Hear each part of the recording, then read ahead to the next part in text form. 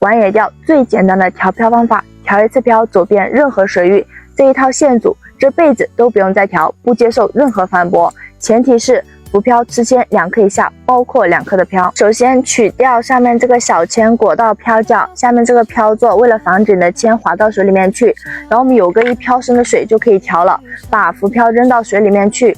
不管你是三角尾、加粗尾还是夜光漂，只要我们把它扔到水里面去，把浮漂目数调满目，不管你的多少目，把浮漂目数录出来，全部录出来就可以了。调漂完成，简单吗？全网那些五花八门教调漂的，什么钩重饵重，这里通通不需要。你们见过这么简单的调漂吗？而且一年四季，寒冬腊月，给口都是大黑漂，这就是双铅钓法。一年四季2号主铅起步，主铅可以用到2、3、4、5、6号等。